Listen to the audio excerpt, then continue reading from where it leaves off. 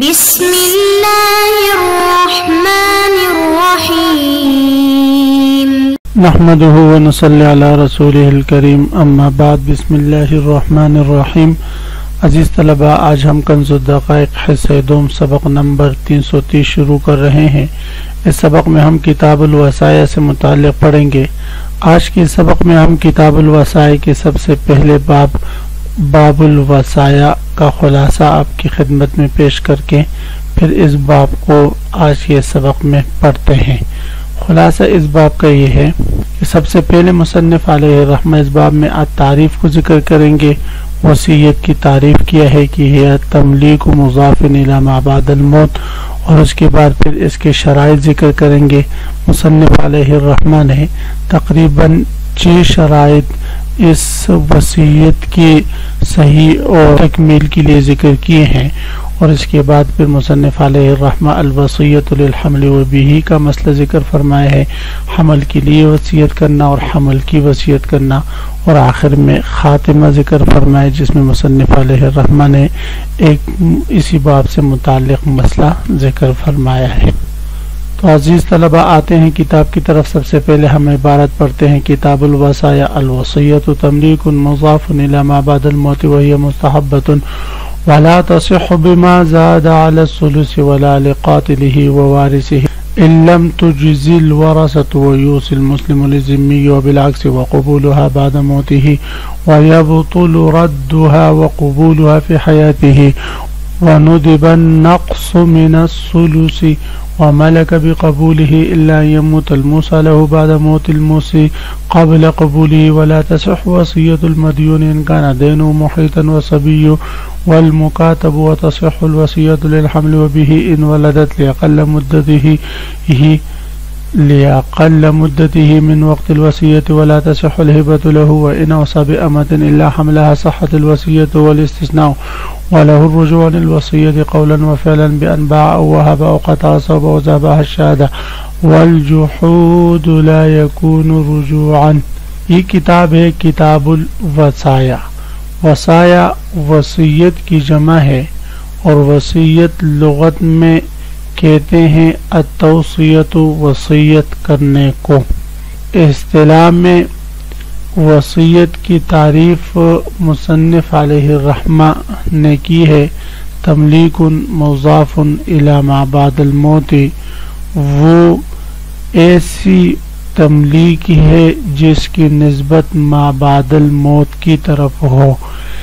عزیز طلبہ، ایسی تملیک جس کی نسبت ما بعد الموت کی طرف ہو، یعنی مرنے کے بعد میں تجھے اپنے مال کا مالک بناتا ہوں، حالانکہ مرنے کے بعد تو وہ اپنے مال کا مالک نہیں رہتا، جس کا مقتضا یہ ہے کہ وصیت جائز نہیں ہونی چاہیے، یعنی قیاس کا مقتضا تو یہی ہے، لیکن یہ خلاف قیاس نص سے، کتاب اللہ، سنت رسول اور اجماع سے اس کا جواز ثابت ہے۔ قرآن میں اللہ رب العزت ارشاد فرماتے حین الوصیت اثنان یا من بعد وصیت توصون بها او دین، اور اسی طرح حدیث شریف میں بھی ہے کہ آپ صلی اللہ علیہ وسلم سے منقول ہے کہ حضرت سعد بن ابی وقاص رضی اللہ تعالی عنہ فرماتے ہیں کہ مجھے مرض لاحق ہوا، ایسا مرض کہ مجھے اس میں موت محسوس ہونے لگی، تو آپ صلی اللہ علیہ وسلم میرے عیادت کے لیے آئے۔ میں نے کہا اللہ کے رسول، میرے پاس بہت زیادہ مال ہے اور میری صرف ایک ہی بیٹی وارثہ ہے، بس آپ مجھے بتا دیجئے کہ میں اپنے کل مال کی وصیت کروں۔ تو آپ نے فرمایا لا، تو میں نے کہا اللہ کے رسول کیا نصف کا؟ تو آپ صلی اللہ علیہ وسلم نے پھر بھی منع فرمایا۔ پھر میں نے کہا اللہ کے رسول ثلث مال کا؟ تو آپ صلی اللہ علیہ وسلم نے کہا ٹھیک ہے ثلث مال، اور یہ آپ کے لیے زیادہ ہے۔ اور پھر آپ نے فرمایا یا سعد ان تدع ورثتک اغنیاء خیر من ان تدعهم عالة یتکففون الناس، کہ آپ اپنے اہل و عیال کو مالدار چھوڑ دیں یہ آپ کے لیے اچھا ہے، بہتر ہے اس سے کہ آپ ان کو فقیر چھوڑ دیں کہ وہ لوگوں کے سامنے ہاتھ پھیلاتے رہیں۔ بہرحال تو اس احادیث شریف سے اور کتاب اللہ کے آیات کریمہ سے ثابت ہوتا ہے کہ وصیت یہ جائز ہے۔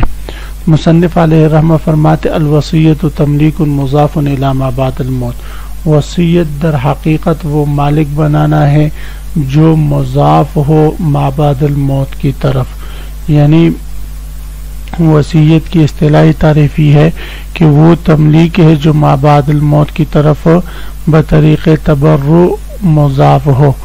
یہ پھر تملیک عام ہے، خواہ تملیک العین ہو، جیسے کوئی شخص کہے یہ گاڑی میرے مرنے کے بعد فلاں کے لیے میں اس کی وصیت کرتا ہوں، یا تملیک منافع ہو، جیسے کوئی شخص کہے کہ میرے مرنے کے بعد میرے گھر میں 1 سال تک فلاں شخص اس میں رہائش اختیار کرے گا، تو یہ سب جو ہے تملیک العین بھی جائز ہے، تملیک المنافع بھی جائز ہے۔ وہی مستحبۃ، یہاں سے مصنف علیہ الرحمہ وصیت کی وصف شرعی ذکر فرما رہے کہ وصیت یہ کوئی واجب نہیں ہے، کوئی فرض نہیں ہے، بلکہ مستحب ہے، یعنی وصیت مستحب ہے، اور یہ اس صورت میں مستحب ہے کہ جب اس پر اللہ تعالیٰ کا یا بندوں کا کوئی حق نہ ہو۔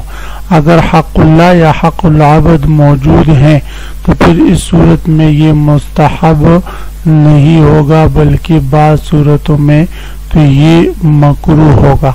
بعض حضرات فرماتے ہیں کہ وصیت جو ہے واجبۃ علی کل مسلم من لہ یسار، کہ وصیت ہر اس شخص پر واجب ہے کہ جو مالدار ہوں، اور مالدار پر گویا ان کے ہاں وصیت جو ہے وہ واجب ہے، لیکن یہ بات صحیح نہیں، یہ بات صحیح نہیں، اس لیے کہ آپ صلی اللہ علیہ وسلم نے فرمایا کہ ثلث مال سے زیادہ وصیت نہ کرو، اور وثلث کثیر، اور ثلث بھی زیادہ ہے۔ بارہ ولا تصح بما زاد علی الثلث، اور وصیت ثلث مال سے زیادہ صحیح نہیں، یعنی ثلث مال تک وصیت صحیح ہے لیکن ثلث مال سے زیادہ وصیت صحیح نہیں۔ کیوں بھئی؟ اس لیے کہ وصیت جو ہے وہ ثلث مال سے ہیں۔ آپ صلی اللہ علیہ وسلم کے حدیث شریف کی وجہ سے کہ آپ صلی اللہ علیہ وسلم ارشاد فرماتے ہیں الثلث والثلث کثیر، کہ وصیت ثلث میں کرے اور ثلث ہی زیادہ ہے۔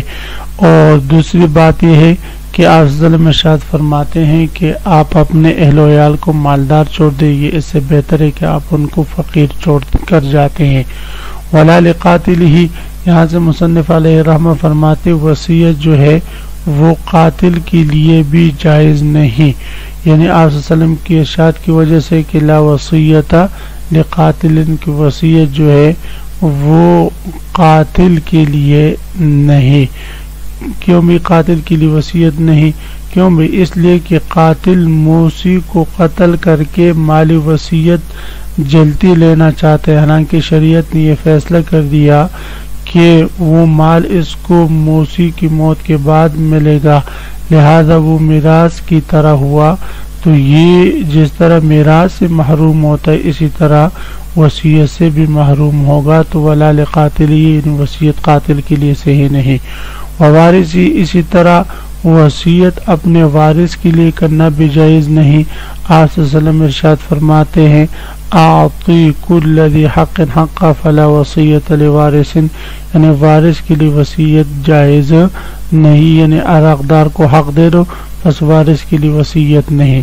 البتہ اگر کسی نے وارث کے لیے وصیت کی بعد از موت موسی تمام ورثہ نے بشرطے کہ ورثہ سب بالغ ہو ان نے اجازت دے دی تو پھر نافذ ہو جائے گی۔ وجہ یہ ہے کہ یہاں پر وارث کے لیے آدمی جواز وصیت کی جو آدمی جواز کی بات تھی وہ ورثہ کے حق کی وجہ سے تھی، جب وہ اپنے حق کی تلفی پر راضی ہو چکے ہیں انہیں اجازت دے دی تو فرماتے اس میں پھر کوئی حرج نہیں ہے۔ ووارثہ الا وصیت لوارثہ ان لم تجز الورثۃ، اگر ورثہ اس کی اجازت نہ دے، اگر ورثہ نے اجازت دے دی تو پھر یہ جائز ہو جائے گی۔ اسی طرح وَيُوصِلْ مُسْلِمُ لِذِمِّيِّ. یہاں سے مصنف علیہ الرحمہ یہ مسئلہ بیان فرما رہے ہیں کہ مسلمان کے لیے جائز ذمی کے لیے وصیت کرے، اور اسی طرح وہ بالعکس ذمی کے لیے بھی جائز ہے کہ وہ مسلمان کے لیے وصیت کرے، یعنی یہ وصیتیں صحیح اور نافذ ہوں گی. کیوں بھئی؟ اس لیے کہ ذمی عقد ذمہ کی وجہ سے معاملات میں مسلمانوں کے ساتھ برابر ہے. تو جس طرح کہ زندگی میں جانبین سے تبرع کرنا جائز ہے، اسی طرح حالت موت میں بھی اور موت کے بعد اگر ان کی کوئی تبرع شرعاً معتبر ہوتی ہے تو اس میں بھی جائز ہوگا. وقبولها بعد موته، اور وصیت قبول کرنے کا اعتبار موصی کے مرنے کے بعد ہوگا. وقبول بعد موتی، اور وصیت کا قبول کرنا اس موصی کے مرنے کے بعد ہے، یعنی جب تک موصی زندہ ہے تو اس کی جو ہے قبول نہیں ہو سکتا، موصی لہو کی طرف سے اس کا قبول کرنا کافی نہیں. ہاں جب موصی فوت ہو جائے تو اس کے بعد اس کا قبول کرنا معتبر ہوگا، اور اس کے بعد اس نے قبول کر لیا تو ٹھیک ہے، وصیت نافذ ہو جائے. قبول نہیں کیا، رد کر لیا، تو فرماتے ہیں پھر اس صورت میں رد ہو جائے گا. وَيَبْطُلُ رَدُّهَا وَقُبُولُهَا فِي حَيَاتِهَا، ابھی تک اگر موصی زندہ ہے اور یہ اس کی وصیت کو رد کرتا ہے، یار میں یہ نہیں چاہیے اس کی وصیت، یا جو ہے اس کو قبول کرتے چلو میں نے قبول کر لی، تو فرماتے ہیں فی حیاتی، اس کی زندگی میں اس موصی لہو کا اس وصیت کو قبول کرنا یا رد کرنا یہ دونوں باطل ہوں گے. نقص من الثلث، مصنف علیہ الرحمہ اس عبارت میں ایک اور مسئلہ ذکر فرما رہے ہیں کہ وصیت ثلث مال میں مستحب ہے. ثلث مال سے تو زائد میں وصیت کرنا جائز ہی نہیں ہے، لیکن ثلث مال میں سے بھی ثلث مال سے کم وصیت کرنا یہ مستحب ہے. اگر پوری ثلث مال کو کوئی وصیت نہیں کرتا، ثلث مال سے بھی کم کی وصیت کرتا ہے تو یہ مستحب ہوگا. اس لیے فرماتے وَنُطِبَ النَّقْصُ، اور مستحب قرار دیا گیا ہے وصیت کو کم کرنا من الثلث، ثلث مال سے. وَمَلَكَ بِقَبُولِهِ إِلَّا أَن يَمُوتَ الْمُوصَى لَهُ بَعْدَ الْمَوْتِ الْمُوصِي قَبْلَ قبوله. یہاں سے مصنف علیہ الرحمہ فرما رہے ہیں کہ موصی لہو اس موصی کے مرنے کے بعد قبول کرنے سے اس موصی بھی کا مالک ہو جاتا ہے. وَمَلَكَ، اور موصی لہو یعنی جس کے لیے وصیت کی گئی ہے وہ مالک ہو جاتے بقبولہ، اس موصی بھی جس چیز کی وصیت کی گئی ہے اس کی قبول کرنے سے اس موصی کے مرنے کے بعد. الا یموت الموصی لہو بعد موت الموصی، ہاں جیسے موصی دنیا سے رخصت ہوا اس کے بعد موصی لہو بھی فوت ہو گیا، کورونا وائرس تب پیدر پہ مر گئے، تو اس صورت میں بغیر قبول کرنے کے بھی وہ موصی لہو اس کا مالک ہو جائے گا. الا یموت الموصی لہو، مگر یہ کہ موصی لہو فوت ہو جائے بعد موت الموصی، موصی کے مرنے کے بعد قبل قبول کرنے سے پہلے، تو اس صورت میں بھی وہ اس کا مالک ہو جائے گا. عزیز طلب، اسی کے ساتھ آج کے سبق کے اختتام ہو. آج کے سبق کا خلاصہ یہ ہوا کہ ہم نے وصیت کی تعریف پڑھی، اور اس کے بعد پھر ہم نے وصیت کی وصف شرعی اور وصیت کے شرائط ہم نے شروع کیے، اور آخر میں ہم نے پڑھا کہ وصیت کا افضل طریقہ کون سا ہے کہ وہ ثلث مال سے بھی کم ہو. اور پھر ہم نے وصیت کی تمامیت کے لیے اور وصیت کے ذریعے تملیغ کے لیے طریقہ کار بتا دیا کہ وہ قبول ضروری ہے. آپ حضرات اس کو خوب غور سے سنیں سمجھے. اللہ ہم سب کا حامی و ناصر و آمین، و آخر دعوانا ان الحمدللہ رب العالمین.